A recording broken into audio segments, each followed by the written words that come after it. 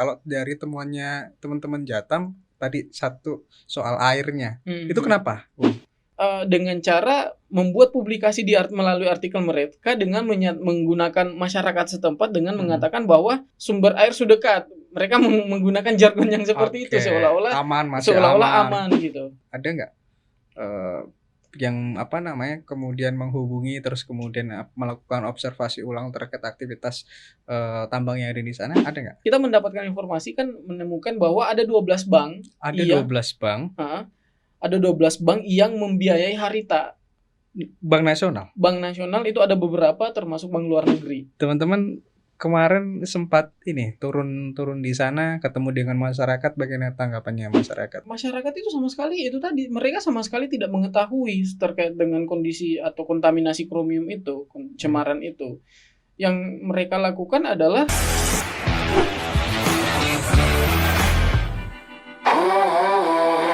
Pemirsa setia Gema Pos, salam jumpa. Sekarang saya sudah bersama Bung Alfarhad Kasman.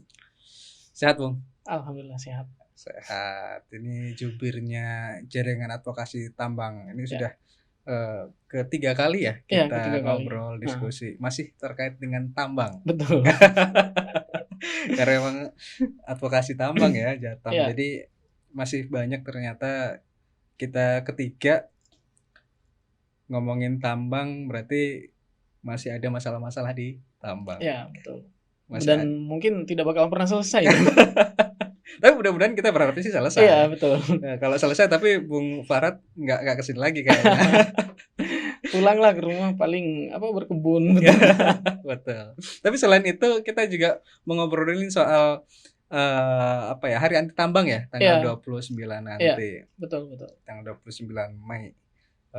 Hari Anti Tambang yang diperingati setiap tahunnya. Gitu. Tapi di awal Bung, saya ingin ngulik nih soal mungkin rilisan temuannya dari teman-teman Jatam yang kemarin dirilis, yang kita baca juga kan itu tanggal 24 Maret kalau nggak salah. Betul. 24 Maret 2025 tentang Harita. Iya. Harita Group. Nah, ini agak menarik ini. Tapi memang kalau ngomongin tambang kayaknya memang agak ngeri-ngeri sedap. Cuman Bung Farhad aja kayaknya yang pasah ini. Silakan Bung, jelaskan kenapa kemudian teman-teman Jatam ini merilis soal temuannya terkait dengan Harita yang judulnya adalah Hentikan Harita. Iya.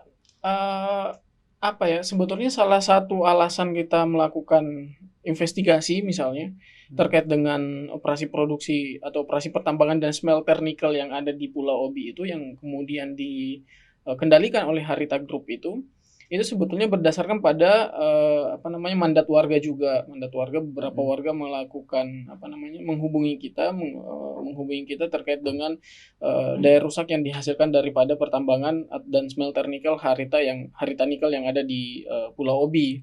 Nah, Pulau Obi ini adalah merupakan pulau yang sebetulnya dikategorikan kalau misalkan kita lihat itu sebetulnya pulau kecil. Cuman karena di aturan hukum kita itu kan ada pengkategorisasi terkait dengan yang bisa dianggap sebagai pulau kecil itu berdasarkan hitungan yang ada kan. Cuman karena misalkan 1 meter lebih dari sedikit dengan aturan itu, ya itu sudah tidak bisa lagi dikatakan sebagai pulau kecil. Nah, sementara Obi ini secara kalau misalkan kita lihat itu dianggap sebagai pulau kecil dan tidak boleh sebetulnya untuk ditambang. Nah, pada tahun 2010, sekitar 2009-2010 itu awal mula Harita melakukan operasi menancapkan kakinya di Pulau Obi itu sendiri. Yang di Maluku Utara. Di Maluku Utara, khususnya di Desa Kawasi itu. Nah, dari kondisi yang seperti itu akhirnya kan banyak berlanjut hingga saat ini kurang lebih sekitar 15 tahun. Itu ada begitu banyak masalah-masalah yang dihadapi oleh masyarakat, mulai dari pencemaran air, pencemaran udara, bahkan bencana banjir yang sering kali menimpa warga itu yang kemudian dikhawatirkan oleh warga, dan mereka yang sebelumnya hidup dengan damai, misalnya mereka bisa mendapatkan air dari alam, dari lingkungan mereka yang bersih, yang jernih, segala macam, sekarang itu sudah tidak ada lagi. Akhirnya Jatam melakukan investigasi, dan investigasinya bukan hanya persoalan daya rusak, tetapi ini juga terkait dengan siapa saja yang sebetulnya membiayai Harita Nikel ini. Nah, dari kondisinya seperti itu. Jadi tapi kemarin kayaknya tidak hanya di Sulawesi Utara, ada nyinggung juga yang di Sultra ya? Iya. Ada nyinggung juga yang di Sultra soal jaringan Harita Group itu ya. Cuman memang fokus juga soal di Pulau Obi terkait dengan pencemaran. Kalau dari temuannya teman-teman Jatam tadi satu soal airnya, itu kenapa, Bung? Nah, mungkin aku awal dulu ya, disclaimer dulu. Di Harita itu sebetulnya bisnisnya bukan hanya nikel.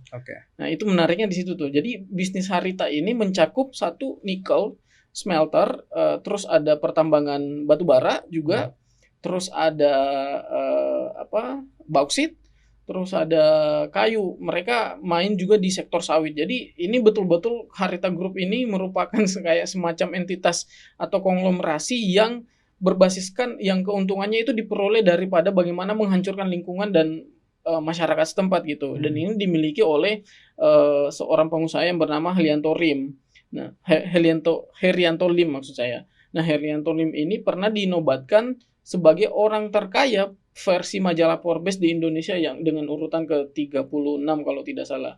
Nah, kondisi yang tadi untuk konteks nikel itu kan sebetulnya ada dua wilayah yang sebetulnya dihancurkan oleh pertambangan dari Harita Nikel ini kan.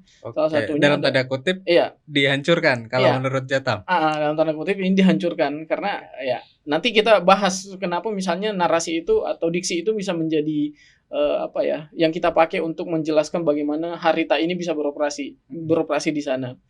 Nah, itu kan ada dua tuh. Satu Pulau Obi yang khususnya di Desa Kawasi, yang kedua adalah Pulau Wawoni'i di Sulawesi Tenggara. Nah, dua pulau ini merupakan wilayah yang mana anak usaha dari Harita Group itu beroperasi. Misalkan di Wawoni'i misalnya itu ada PT Gema Kreasi Perdana, terus ada PT Bumi Konawe Mining, dan beberapa kurang lebih ada sekitar 2 atau 3 perusahaan yang beroperasi di Pulau Wawoni'i itu. Dan di Obi sendiri itu kurang lebih ada sekitar 5 sampai 6 perusahaan yang bergerak di sektor nikel dan smelter nikel. Jadi di Obi itu bukan hanya pertambangan nikelnya, tetapi smelternya juga ada di sana. Nah, itu yang kemudian menjadi masalah yang sangat besar di kemudian hari di smelter itu. Nah, kenapa misalnya kita menyampaikan terkait dengan soal air tadi? Karena ternyata berdasarkan laporan-laporan yang memang fokus atau yang juga sedang melakukan investigasi terhadap air Harita misalnya, itu ada beberapa data-data yang sebetulnya itu bocor dari data internal Harita sendiri. Termasuk kemarin yang kalau nggak salah OCCRP juga ada. Iya, betul. Nah, itu yang ini kan report itu yang diolah sama OCCRP yang berkolaborasi dengan berbagai organisasi kan, termasuk dari Gecko Project, dari Guardians misalnya. Nah, dalam laporan itu disampaikan bahwa pencemaran atau kontaminasi kromium yang notabene zat berbahaya itu dimulai sejak 2011 sampai sekarang. Dan itu selalu berada di atas baku mutu atau ambang batas yang ditentukan oleh pemerintah. Dan itu yang menjadi persoalan saat ini adalah itu ditutup-tutupi. Warga sama sekali warga baru mengetahui ketika jurnalis atau investigator daripada beberapa organisasi ini itu turun menemui warga dan memberitahukan bahwa ada fakta yang seperti ini, yang kebocoran data-data dari internal Harita sendiri gitu. Berarti selama ini warga sekitar nggak tahu dan mereka tetap memakai air itu untuk kebutuhan sehari-hari. Iya, selama ini warga tidak tahu dan mereka menggunakan itu untuk mandi, untuk cuci mandi, untuk minum, untuk memasak dan macam-macam. Mereka sumber airnya dari sana, dari air yang tercemar itu gitu. Sorry, itu airnya air yang di sungai atau kemudian yang di dalam tanah yang di sumur itu? Nah, di Obi itu di Kawasi khususnya itu kan ada mata air yang disebut sebagai mata air Kawasi kan. Nah, jadi tumpahan-tumpahan daripada tanggul-tanggul yang jebol itu yang sudah tidak bisa lagi menampung limbah-limbah itu keluar dan merembes ke sumber mata air warga. Nah, itu yang kemudian, dan itu yang pertama, yang sumber air itu yang tercemar di sana, dan juga itu mempengaruhi sumber air tanah tadi. Jadi bukan hanya sumber air yang kita lihat yang kita saksikan kan, tetapi sumber air tanah sekalipun itu juga tercemar dari kontaminasi mereka menyebutnya chromium 6 gitu. Kalau chromium 6 yang dimaksud itu nanti bisa menyebabkan apa, Bung? Nah, kalau dari catatan mereka itu disampaikan bahwa chromium ini bisa memicu penyakit kanker. Oh. Dan kalau dikonsumsi lama-lama bisa jadi secara terus-menerus itu menyebabkan banyak penyakit termasuk kanker, misalnya penyakit hati dan macam-macam. Dan faktanya juga ternyata dari teman-teman mereka, maksudku ini bukan berarti kita mau mengkaitkan, tetapi ada indikasi, ada dugaan yang kuat sebetulnya dari kontaminasi air itu menyebabkan beberapa anak-anak itu meninggal karena diare di sana. Oke, jadi yang terjadi pernah ada kasus meninggal karena diare. Iya, meninggal tapi nggak tahu sebabnya apa. Iya, diduga karena mengkonsumsi air. Oh, oke. Itu yang terjadi. Jadi kalau hasil temuan dari teman-teman kemudian terus diungkap yang tadi disebut ada kebocoran itu iya. Seperti apa, Bung? Kebocoran data maksudnya. Nah, itu sebetulnya saya kurang tahu persis ya, apakah data ini memang sengaja dibocorkan atau memang ada orang dalam perusahaan yang sudah tidak lagi terlibat dalam aktivitas perusahaan yang memang membocorkan. Tetapi intinya surat elektronik yang mereka lakukan, yang mereka kirim dari satu pihak ke pihak lain itu bisa bocor, dan itu ditemukan dan oleh para peneliti-peneliti ini. Data-data yang mereka dapatkan daripada kebocoran data dan informasi itu kapasitasnya mencapai 500 gigawatt. 500 giga? 500 giga. Itu data untuk aktivitas lingkungannya di situ. Aktivitas semua lingkungan itu.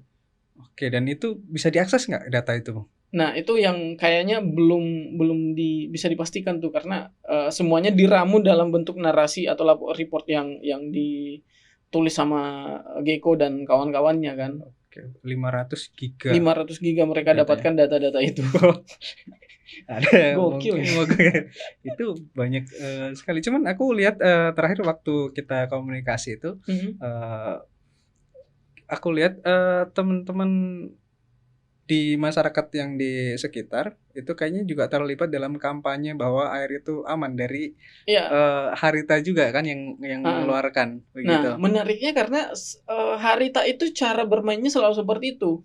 Karena kan sebetulnya narasi terkait dengan kontaminasi chromium ini kan bukan baru kali ini dipublikasi, tetapi sebelumnya The Guardian itu kan sudah pernah menyampaikan itu di tahun sekitar 2022 kalau tidak salah, 2020-an sampai 2022 itu mereka menyampaikan itu. Tetapi yang dibalas oleh Harita misalnya itu dengan cara membuat publikasi melalui artikel mereka dengan menggunakan masyarakat setempat dengan mengatakan bahwa sumber air sudah dekat. Mereka menggunakan jargon yang seperti itu seolah-olah aman gitu. Nah, itu yang kemudian selalu disampaikan. Dan beberapa waktu yang lalu Harita juga melakukan hal yang sama ketika rilis atau report yang dibikin oleh The Gecko Project misalnya bersama dengan teman-teman OCCRP, The Guardian sampai segala macam, itu juga ada respon dari Harita. Responnya membantah juga. Dan bahkan yang paling parah itu adalah ketika Tony Gultom itu melakukan pembantahan narasi yang dibangun itu dengan cara meminum air langsung dari sumber air itu yang notabene sudah terkontaminasi. Itu tujuannya adalah tadi kan untuk meyakinkan kita publik bahwa ini tidak tercemar seolah-olah. Atau mungkin sumber yang lain, sumber air yang di tempat lain. Karena agak bahaya juga kalau semisal betul-betul betul-betul itu sudah tercemar. Tapi setelah rilis ini kan sudah ada beberapa bulan terjadi. Sebelum tanggapan dari mungkin dari pemerintah, ada nggak yang kemudian menghubungi terus kemudian melakukan observasi ulang terkait aktivitas tambang yang ada di sana? Ada nggak aktivitas itu, Pak? Sejauh ini kalau misalkan dari pihak dari negara sendiri, sepertinya kita belum menemukan bahwa ada keseriusan daripada mereka, karena upaya-upaya kampanye yang kita bangun hari ini kan itu masih berdasarkan pada tuntutan kepada badan perbankan misalnya, atau 12 bank ini kan kita mendapatkan informasi kan menemukan bahwa ada 12 bank. Ada 12 bank. ada 12 bank yang membiayai Harita. Bank Nasional? Bank Nasional itu ada beberapa, termasuk bank luar negeri. Bank Nasional itu salah satunya adalah BNI, Mandiri, dan ya aku ingatnya cuma Mandiri dan BNI itu. Yang bank internasional itu ada misalkan OCBC, UOB, Exim Bank, Maybank, terus ada BCA juga. Itu yang bank-bank yang memberikan pendanaan kepada Harita untuk melakukan operasi kejahatannya. Kita menyebutnya operasi kejahatan karena faktanya kan sudah jelas gitu. Kejahatan lingkungan. Kejahatan lingkungan gitu. Itu ada semua di rilisnya teman-teman Jatam? Iya, ada. Data-datanya semua? Ada. Berapa besarannya, Bung? Kalau per bank ya? Kalau dari OCBC sendiri itu kurang lebih sekitar $600 juta kalau tidak salah. Dari OCBC sendiri.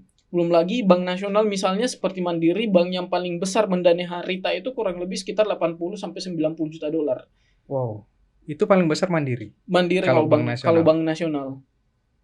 Nah, ini yang menjadi problem karena ya bayangkan saja misalkan nasabah-nasabah yang tidak mengetahui apa-apa, dananya diputar oleh perusahaan, diinvestasikan oleh perusahaan, ternyata membiayai industri kotor. Sementara kan kita tahu bagaimana mekanisme yang diterapkan dari bank-bank ini seperti OCBC misalnya ataupun UOB seperti Mandiri itu kan mereka menerapkan skema pendanaan hijau yang mana bahwa pendanaan mereka itu akan diberikan kepada perusahaan-perusahaan yang tidak terlibat dengan kejahatan yang berkaitan dengan lingkungan hidup gitu ataupun kemanusiaan.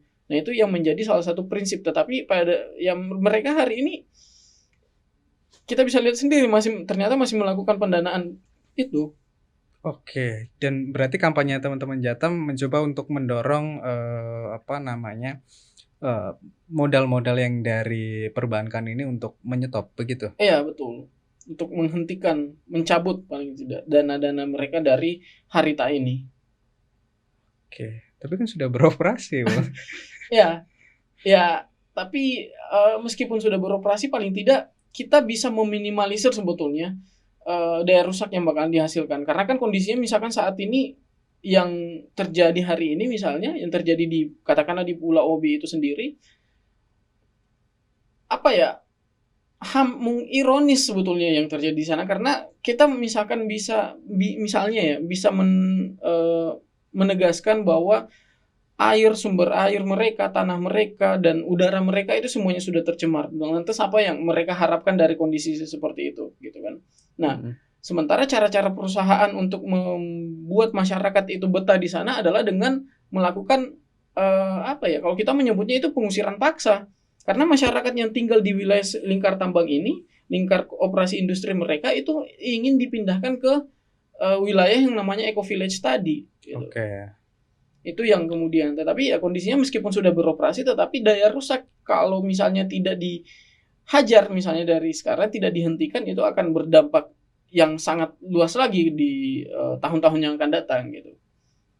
Oke, jadi ya ini ya agak mungkin publik secara umum belum banyak tahu ya terkait dengan publisitas teman-teman yang dilakukan oleh teman-teman Jatam. Dan ini bukan hanya teman-teman Jatam aja, ternyata ada media-media ataupun organisasi lingkungan internasional juga sudah menyoroti tentang hal ini. Betul. Meskipun kemarin juga untuk tahun 2024 Rita kan juga merilis soal surplusnya itu kan, hasilnya itu kan berapa triliun kan gitu kalau nggak salah. Memang mungkin secara bisnis untuk pemerintah masyarakat bisa menguntungkan, cuman dari sisi lingkungan bisa jadi ada persoalan-persoalan problem yang juga perlu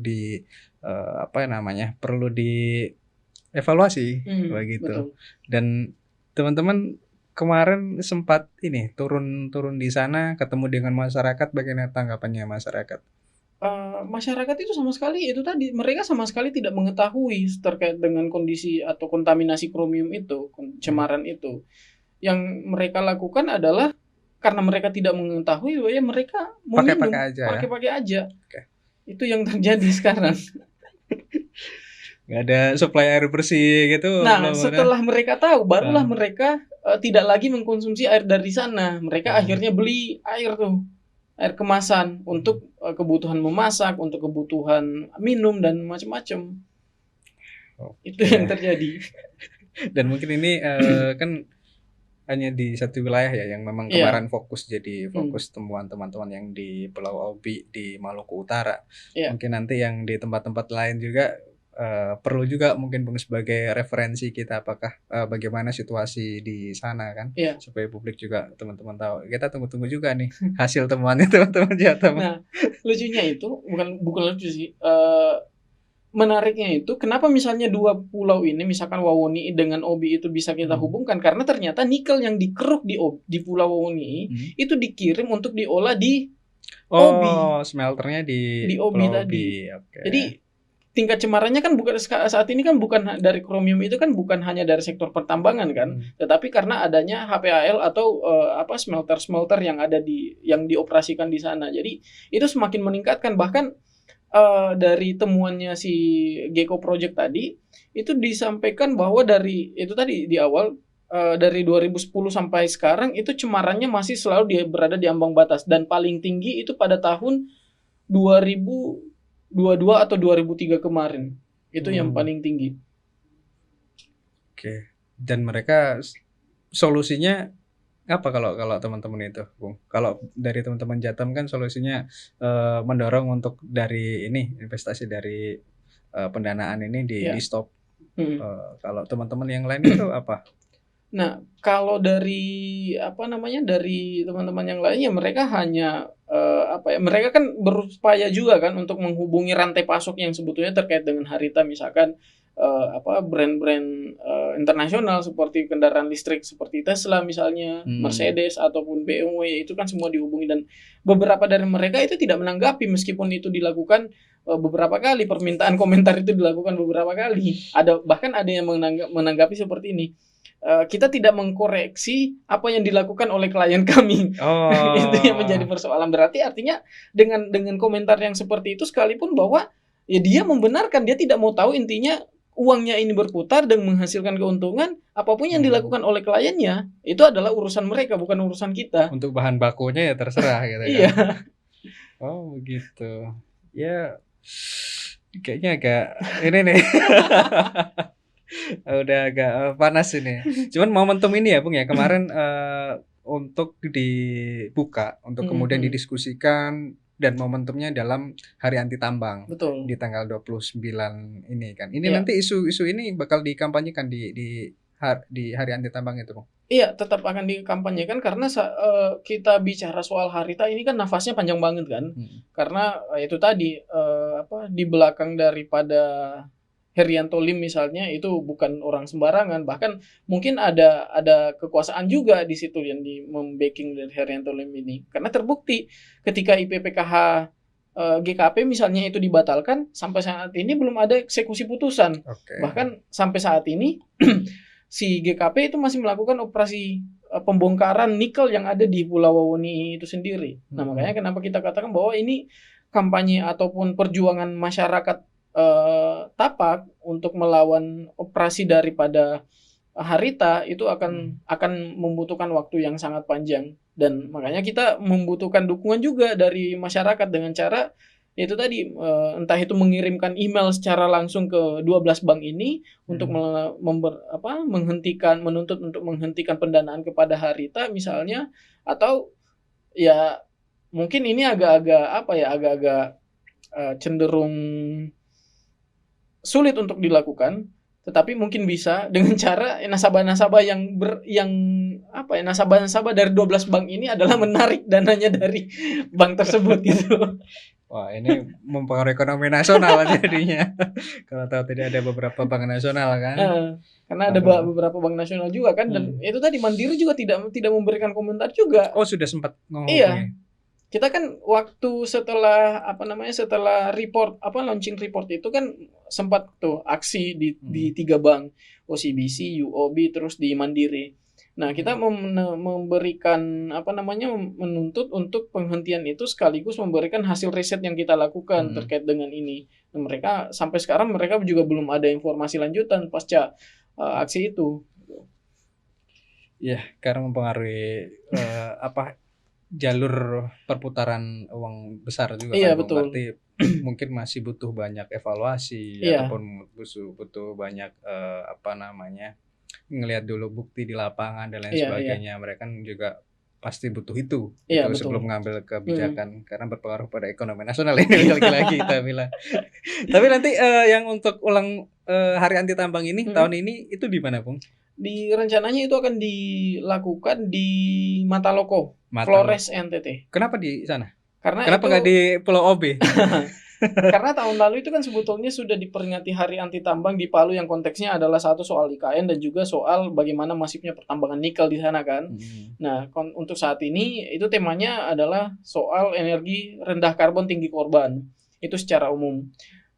Karena Flores ini kan atau NTT secara umum kan ini ditetapkan sebagai pulau panas bumi. Oke. Ditetapkan sebagai pulau panas bumi yang mana dari beberapa riset yang kita lakukan di Jatam misalnya itu menemukan bahwa panas bumi ini adalah bukanlah energi baru terbarukan, memang dia adalah baru daripada energi fosil misalnya kan.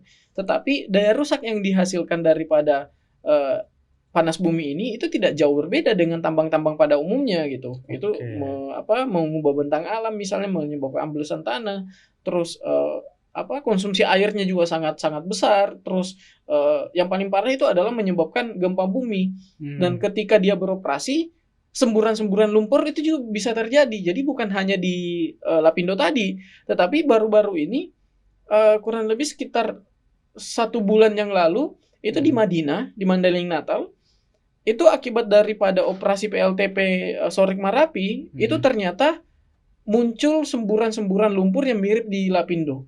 Tapi kan jauh katanya dari lokasi itu, berapa kilometer dari lokasi? Enggak, itu justru dekat, karena itu masuk dalam perkebunan warga. Itu yang jadi masalah. Dan wilayah yang menimbulkan lumpur itu, memunculkan lumpur itu adalah wilayah yang pernah dibor oleh perusahaan namun gagal. Tapi akhirnya sekarang memunculkan lumpur itu. Oke, jadi hari ini temanya terkait dengan itu, teman-teman, untuk Hari Anti Tambang ya. Terkait dengan soal spesifik lebih ke geothermal ini. Meskipun secara umum kan Hatam ini kan adalah secara filosofis ya, Hatam ini adalah perlawanan terhadap model ekonomi yang ekstraktif gitu kan, ekstraktivisme lah. Jadi dia bukan hanya semacam momentum, tetapi dia adalah monumen perlawanan warga gitu. Filosofinya di situ. Kenapa kita merayakan Hari Anti Tambang itu setiap tahun? Karena jadi, untuk merayakan perlawanan warga ini. Ya. Ini agak ini juga nih, merayakan Hari Perlawanan. Oke. Berarti teman-teman nanti masyarakat juga diundang dong, untuk apalagi korban-korban dari kejahatan tambang. Menurut teman-teman itu diundang juga, hadir juga di sana. Hadir juga di sana. Ada banyak, bahkan termasuk tokoh-tokoh agama misalnya, itu juga akan menghadiri, karena beberapa waktu yang lalu itu kan istilahnya, Keuskupan Ende itu kan sudah memberikan pernyataan yang tegas tuh terkait dengan bahwa geothermal ini adalah bukan energi yang bersih. Dia menimbulkan masalah berupa konflik sosial misalnya, ataupun daya rusak yang lain secara ekonomi dan politik gitu. Itu Keuskupan Ende itu sudah menyampaikan pernyataannya secara tegas melalui Budi Kleden waktu itu. Di NTT Hari Anti Tambang tanggal 29 Mei. Iya. Ini tadi kita kulik-kulik juga, kalau belum masyarakat atau pemirsa setia Gemapas belum tahu Hari Anti Tambang itu apa, ya kan? Ini karena lumpur Lapindo ya, Bung ya? Iya, betul. Awalnya awal mulanya muncul lumpur Lapindo tanggal 29 Mei tahun 2006. Iya.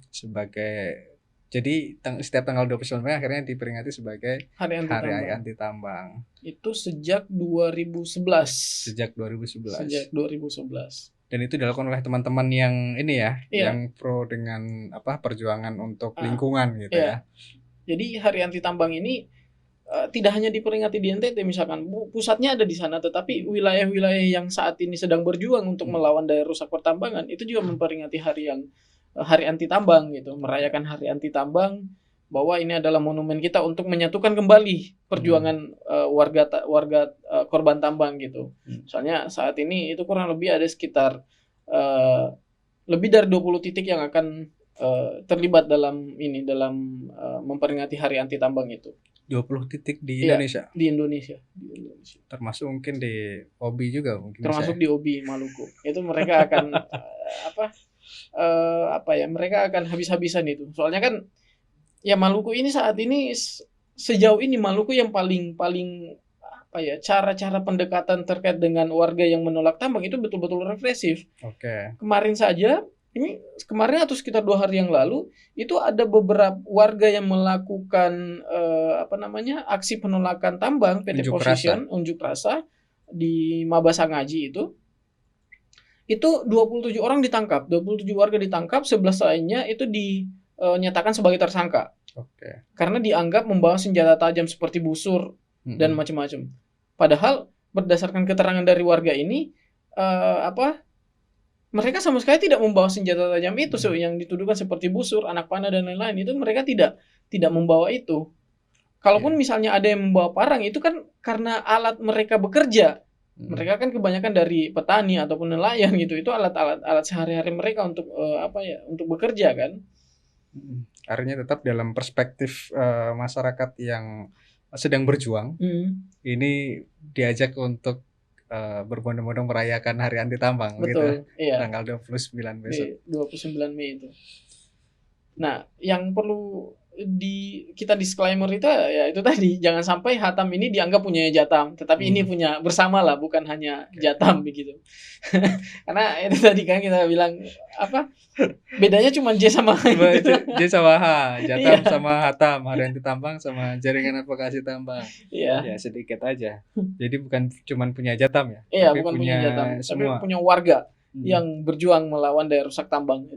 Dan organisasi yang gabung juga di situ banyak juga kan. Banyak juga di situ. Untuk perayaan itu kan. Iya. Ya, semoga sukses lah Pung aktivitasnya. Moga-moga juga perjuangannya teman-teman di masyarakat untuk haknya. Ya, ini kan soal haknya ini dimudahkan lah. Amin. Dan dengan bantuan juga dari teman-teman Jatam dan teman-teman yang lainnya atas mungkin di eksposnya atau kemudian dari advokasinya kan begitu sama teman-teman. Mungkin terakhir untuk closing statement-nya silakan.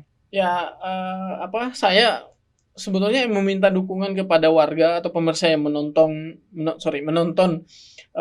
podcast ini untuk untuk memberikan dukungan kepada warga dengan menandatangani petisi yang kita buat untuk mengirimkan ke 12 bank yang mendanai Harita. Itu teman-teman bisa akses melalui hentikanharita.jatam.org. Di sana nanti teman-teman akan membaca bagaimana daya rusak yang dihasilkan daripada Harita, bagaimana temuan-temuan kita terhadap Harita, dan berbagai macam laporan-laporan yang terkait dengan Harita dan kejahatan yang dilakukan oleh Harita Group itu sendiri. Saya kira gitu, Bung Riki. Siap, terima kasih Bung Jatam atas diskusinya, atas temuannya. Ini mudah-mudahan bukan mudah-mudahan ini memberikan informasi baru ya untuk masyarakat. Pemirsa Saya Kompas, demikian diskusi saya dengan Bung Al-Fahad Kasman dari Jatam. Nantikan terus video selanjutnya, terus dukung Kompas dengan like, komen, dan subscribe. Terima kasih sekali lagi. Sampai jumpa. Thank you, Bung. Siap.